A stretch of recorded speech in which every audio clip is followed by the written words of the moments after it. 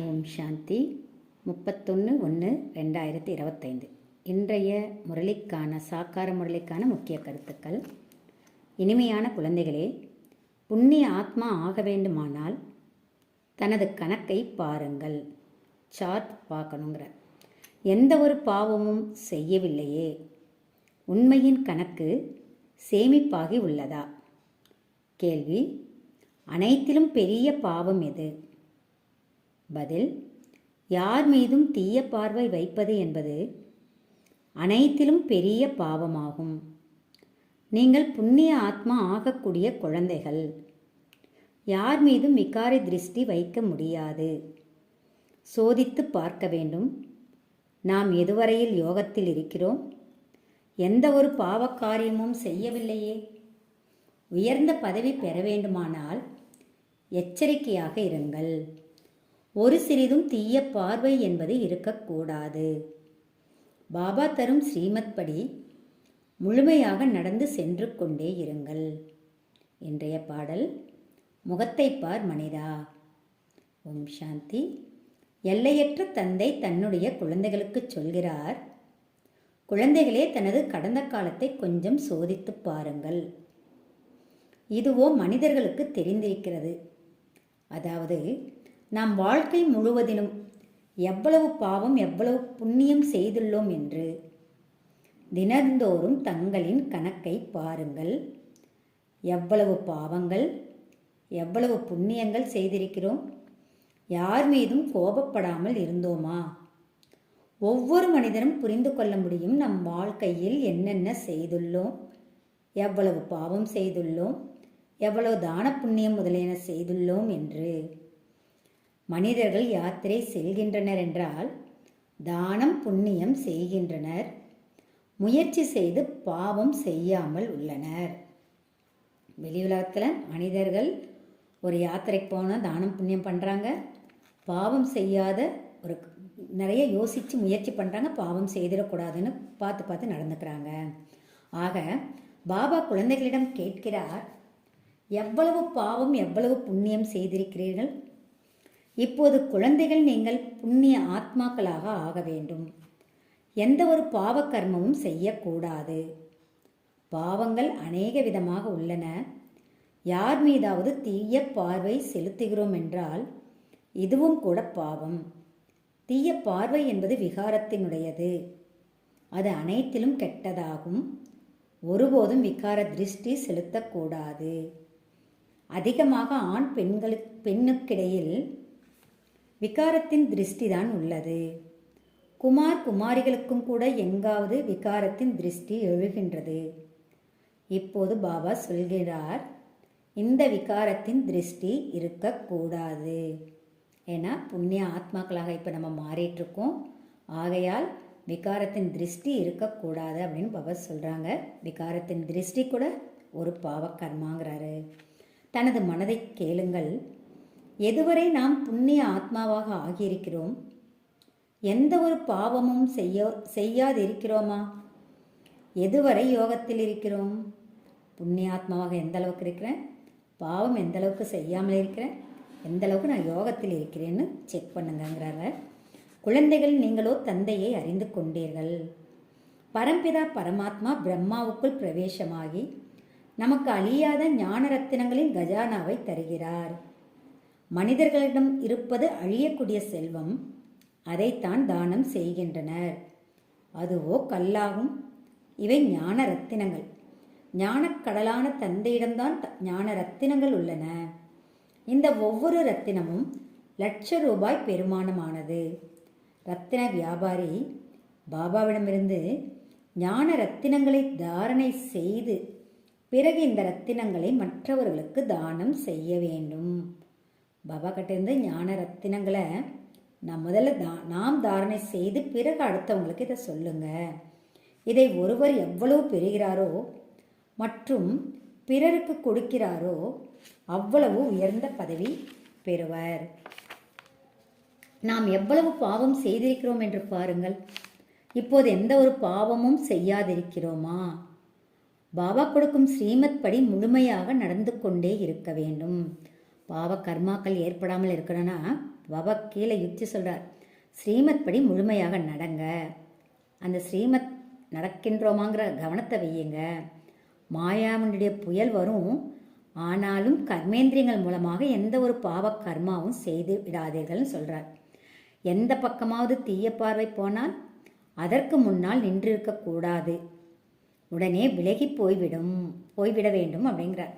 உயர்ந்த பதவி பெற வேண்டும் என்றால் மிகவும் எச்சரிக்கையாக இருக்க வேண்டும். உயர்ந்த பதவி வேணும்னா நம் பாட்டில் நாம் எச்சரிக்கையாக ரொம்ப எச்சரிக்கையில் இருங்க அப்படிங்கிறார். தீய பார்வை போகுமானால் பிறகு முடம் நொண்டியாக ஆக வேண்டியிருக்கும். பாபா சொல்லும் ஸ்ரீமத் படி நடக்க வேண்டும். தந்தையை குழந்தைகள்தான் அறிந்து கொள்ள முடியும். பாபா எங்காவது செல்கிறார் என்று வைத்துக்கொள்வோம். அங்குள்ள குழந்தைகள் தான் பாப்தாதா வந்துள்ளார் என்று அறிந்து கொள்வார்கள். ஒரு பொது இடத்துல பாபா வந்தாங்கன்னா பாப்தாதா வந்திருக்காங்கங்கிறது அவருடைய குழந்தைகள் மட்டும்தான் அறிந்து கொள்ள முடியும்.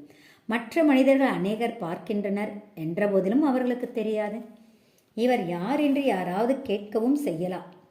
பாப்தாதா என சொல்லுங்கள். பேட்சோ அனைவரிடமும் இருக்க வேண்டும்.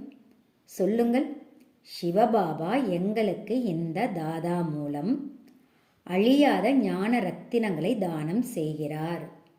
இது ஆன்மீக ஞானம். ஆத்மாக்கள் அனைவரின் தந்தையாகிய ஆன்மீக தந்தை வந்து இந்த ஞானத்தை தருகிறார். சிவபகவான் சொல்கிறார், கீதையில் கிருஷ்ண பகவான் வாக்கு என எழுதப்பட்டிருப்பது தவறு. ஞானக்கடல் பதித்த பாவனர் என்பதாக சிவ பகவான் தான் சொல்லப்படுகின்றார். ஞானத்தின் மூலம்தான் சத்கதி கிடைக்கின்றது. இவை அழியாத ஞான ரத்தினங்கள். சத்கதி அளிப்பவர் ஒரே ஒரு பாபா தான். இந்த அனைத்து வாக்கியங்களையும் முழுமையாக நினைவில் வைக்க வேண்டும். இப்போது குழந்தைகள் புரிந்து கொண்டுள்ளனர். நாம் பாபாவை அறிவோம், மேலும் பாபாவும் நாம் குழந்தைகளை அறிவோம் என்று புரிந்து கொண்டுள்ளனர். இவர்கள் அனைவரும் என்னுடைய குழந்தைகள் என்று பாபாவோ சொல்வார் அல்லவா? ஆனால் அவர்களால் அறிந்து கொள்ள முடியாது. ஞானத்தில் வந்த குழந்தைகளாகட்டும், ஞானத்தில் வராத குழந்தைகள் எல்லாருமே என்னுடைய குழந்தைகள் தான் பாபா சொல்வாங்க. ஆனால் அந்த குழந்தைகளுக்கு தன்னுடைய அப்பா இவர் தான் அப்படிங்கிறது, சிவன் தான் அப்படிங்கிறது தெரியாது அப்படின்னு பாபா புரிய வைக்கிறாங்க. ஆனால் இனி வரும் காலத்தில் அறிந்து கொள்வார்கள். எப்பனா அதிர்ஷ்டத்தில் இருந்ததுன்னா அவங்களும் புரிஞ்சுக்குவாங்க. எல்லையற்ற தந்தை நிராகார். அவர் எதுவரை மானுடலில் வரவில்லையோ, அதாவது சாக்காரத்தில் வரவில்லையோ, அதுவரை தந்தையிடமிருந்து ஆஸ்தி எப்படி கிடைக்கும்? ஆக சிவபாபா பிரஜாபிதா பிரம்மா மூலம் தத்தெடுத்து ஆஸ்தி தருகின்றார். இவர் பிரஜாபிதா பிரம்மா மற்றும் இவர்கள் பிரம்மா குமார் குமாரிகளுக்கு படிப்பு சொல்லிக் கொடுப்பவர் ஞானக்கடல். நாம் பாவனம் ஆவதற்கான புருஷார்த்தம் செய்து கொண்டிருக்கிறோம். விநாசத்திற்கான சமயம் வரும்பொழுது நமது படிப்பு முடிவடைந்துவிடும். அப்போ இங்கே படிக்கக்கூடிய இந்த ஆன்மீக படிப்பினால் ஆத்மாவானது பாவனம் ஆகிறது. அதற்கான முயற்சியும் செய்கின்றது. யாராவது எங்காவது வந்தாலோ போனாலோ பேட்ச் கூடவே இருக்க வேண்டும். இந்த பேட்சுடன் கூடவே ஒரு சிறு நோட்டீஸும் இருக்க வேண்டும். அந்த நோட்டீஸில் என்ன எழுதணுங்கிறது பாபா குறிப்பிடுறார். அதில் பாரதத்தில் தந்தை வந்து மீண்டும் ஆதி சனாதன தேவி தேவதா தர்மத்தை ஸ்தாபனை செய்கிறார் என எழுதப்பட்டிருக்க வேண்டும். மற்ற அநேக தர்மங்கள் அனைத்தும் இந்த மகாபாரத யுத்தத்தின் மூலம் கல்பத்திற்கு முன் போலவே டிராமா பிளான் அனுசாரம் அழிந்து போகும். அது போன்ற நோட்டீஸ் 2-4 லட்சம் அச்சடித்து வைத்துக் கொள்ள வேண்டும். அப்பொழுது யாருக்கு வேண்டுமென்றாலும் அந்த நோட்டீஸை கொடுக்க முடியும். மேலே திரிமூர்த்தி இருக்க வேண்டும். மறுபக்கம் சென்டர்களின் முகவரிகள் இருக்க வேண்டும். குழந்தைகளுக்கு நாள் முழுவதும் சேவை பற்றிய சிந்தனை நடைபெற்று கொண்டே இருக்க வேண்டும். குழந்தைகள் பாடலை கேட்டீர்கள். தினந்தோறும் தனது கணக்கை உட்கார்ந்து வெளிக்கொண்டு வர வேண்டும். அதாவது இன்று நாள் முழுவதும் நமது மனநிலை எப்படி இருந்தது அப்படிங்கிற அந்த கணக்கு, அந்த சார்ட்டை உட்காந்து யோசித்து பாருங்கிறார். நாம் இன்று எவ்வளவுக்கு துக்கம் தரும் போர் வீரனாக ஆகியிருக்கிறோம். யாருக்காவது துக்கம் தருவது என்றால் காஜி ஆவதாகும், அதாவது பாவமாக ஆகிவிடுகின்றது. பாபா சொல்கிறார், காஜி ஆகி யாருக்கும் துக்கம் கொடுக்காதீர்கள். பாவ ஆத்மாவாக ஆகி யாருக்கும் துக்கம் கொடுக்காதீர்கள். அப்போ தன்னை முழுமையாக சோதித்து பாருங்கள். நாம் எவ்வளவு பாவம் எவ்வளவு புண்ணியம் செய்துள்ளோம். அனைவருக்கும் மிகுந்த அன்போடு சொல்லுங்கள், பாபாவை நினைவு செய்ய வேண்டும். துக்கத்தை கொடுத்து நிறைய பாவ மூட்டைகள் இருக்குது. ஸோ அந்த பாவத்தை தீர்ப்பதற்கு ரொம்ப அன்போடு நீங்கள் சொல்லிக் கொடுங்க, பாபாவை நினைவு செய்ய வேண்டும். மேலும் பவித்திரமாக ஆக வேண்டும். இல்லற விவகாரங்களில் இருந்து கொண்டே தாமரை மலருக்கு சமமாக பவித்திரமாக ஆக வேண்டும். நீங்கள் சங்கமிகத்தில் இருக்கின்றீர்கள் என்ற போதிலும் இது ராவண ராஜ்யம் இல்லையா? இந்த மாயாவி விஷ வைதரணி நதியில் இருந்து கொண்டே தாமரை மலருக்கு சமமாக ஆக வேண்டும். தூய்மையாக தாமரை மலருக்கு சமமாக ஆக வேண்டும். இந்த மாயாவி விஷ வைதரணி நதியில் இருந்தாலும் அதுக்கு அந்த தாமரை மலர் எப்படி இருக்குங்கிறது சொல்கிறாரு. தாமரை மலர் அதிகமான இலைகள் கொடிகளை, அதாவது குழந்தை குட்டிகள் உடையது என்ற பொழுதும் தண்ணீருக்கு மேலேயே உள்ளது. இல்லறவாசி அதிக பொருட்களை உற்பத்தி செய்வது, இந்த உதாரணம் உங்களுக்காகவும் உள்ளது. விகாரங்களிலிருந்து விலகி விடுபட்டு இருங்கள். இந்த ஒரு ஜென்மம் பவித்திரமாக இருப்பீர்கள் என்றால் பிறகு இது அவிநாசியாக ஆகிவிடும். யார் தந்தையின் வழிமுறைப்படி முழுமையாக நடக்கவில்லையோ அவர்கள்தான் மாற்றான் தாய் குழந்தைகள் ஆவார். குழந்தைகளாகிய உங்களுக்கு சரியானது மற்றும் தவறானது பற்றிய புரிதலும் இப்போது கிடைத்துள்ளது. எப்போது சரியானவர் வருகிறாரோ அப்பொழுதுதான் சரியானது மற்றும் தவறானது பற்றி சொல்வார். பாபா சொல்கின்றார், நீங்கள் அரைக்கல்பமாக இந்த பக்தி மார்க்கத்தின் சாஸ்திரங்களை கேட்டிருக்கிறீர்கள். இப்போது நான் உங்களுக்கு என்ன சொல்கிறேனோ இது சரியா அல்லது அது சரியானதா? நான் சொல்லக்கூடிய ஞானம் சரியா அல்லது சாஸ்திரங்கள் உள்ளது சரியா? இதெல்லாம் யோசிங்க. அவர்கள் சொல்கின்றனர் ஈஸ்வரன் சர்வவியாபி என்று. நான் சொல்கிறேன் நானோ உங்களுடைய தந்தை என்று. இப்போது யார் சொல்வது சரி என்பதை தீர்மானியுங்கள். யாருக்காவது தீய பார்வை இருக்குமானால் அவர்கள் ராவண சம்பிரதாயத்தினர் என சொல்லப்படுவார்கள். எப்போது முழு சிருஷ்டியும் மாறி தெய்வீகமாக ஆகின்றதோ அப்போது ராம சம்பிரதாயத்தினர் என புரிந்து கொள்ளப்படுவார்கள். தனது மனநிலை மூலம் ஒவ்வொருவரும் புரிந்து கொள்ளவோ முடியும் அல்லவா? முதலிலோ ஞானம் இல்லாதிருந்தது. இப்போது பாபா வழி சொல்லி இருக்கிறார். ஆக பார்க்க வேண்டும். நான் ராம சம்பிரதாயத்தில் இருக்கிறேன்னா இப்போ மாறிட்டேனா, இன்னும் ராவண சம்பிரதாயத்தினுடைய சம்ஸ்காரங்கள் என்கிட்ட இருக்குதா? ஏன்னா பாபா எல்லாத்தையும் புரிய வச்சிட்டாரு. ஆகையால் நாமே செக் பண்ணி பார்க்க வேண்டும்னு சொல்கிறார். இப்போது நீங்கள் உங்களுடைய செல்வத்தை தானம் செய்தால் இதற்கு பிரதிபலனாக 21 பிறவிகளுக்கு புது உலகத்தில் கிடைக்கின்றது. இந்த அனைத்து விஷயங்களும் புரிந்து கொள்ள வேண்டியது. பாபா சேவைக்கான யுக்திகளும் சொல்லிக்கொண்டே இருக்கிறார். அனைவர் மீதும் இரக்கம் காட்டுங்கள். பரம்பிதா பரமாத்மா பிரம்மா மூலம் ஸ்தாபனை செய்கிறார் என்று பாடவும் பட்டுள்ளது. ஆனால் அர்த்தத்தை அவர்கள் புரிந்து கொள்ளவில்லை. ஏன் புரிஞ்சுக்கலன்னா பரமாத்மாவையே சர்வ வியாபி என சொல்லிவிட்டுள்ளனர். மற்றவர்களுக்கு நன்மை செய்வீர்கள் என்றால் தனக்கும் அதில் நன்மை ஏற்படும். நாளுக்கு நாள் பாபா மிகவும் எளிமையாக ஆக்கிக்கொண்டே செல்கின்றார். அடுத்தவங்களுக்கு நன்மை பண்ணிங்கன்னா அதில் நன்மை என்பது உங்களுக்கு ஷேரிங் இருக்குதுன்னு சொல்கிறார். ரொம்ப ஈஸியாக்கிட்டாரு ஞானத்தை. இந்த திரிமூர்த்தியின் சித்திரமும் மிக நல்லதொரு பொருள். இதில் சிவபாபாவும் இருக்கின்றார். பிறகு பிரஜாபிதா பிரம்மாவும் இருக்கின்றார். பிரஜாபிதா பிரம்மா குமார் குமாரிகள் மூலம் மீண்டும் பாரதத்தில் 100% பவித்ரதா சுகம் சாந்தியின் தெய்வீக சுயராஜ்யத்தை ஸ்தாபனை செய்து கொண்டு இருக்கிறார். பாரதத்தில் 100% தூய்மையான ஒரு சுயராஜ்யத்தை பாபா இப்போ பிரம்மா குமார் குமாரிகள் மூலம் ஸ்தாபனை செய்து கொண்டு இருக்கிறார் அப்படின்னு சொல்கிறாங்க. மற்ற அநேக தர்மங்கள் இந்த மகாபாரத யுத்தத்தினால் கல்பத்திற்கு முன் போலவே விநாசமாகிவிடும். இப்படி இப்படி நோட்டீஸ் அச்சடித்து அனைவருக்கும் கொடுக்க வேண்டும். கண்காட்சியிலும் நோட்டீஸ் கொடுங்கள். நோட்டீஸ் மூலம் புரிய வைப்பது சுலபம்.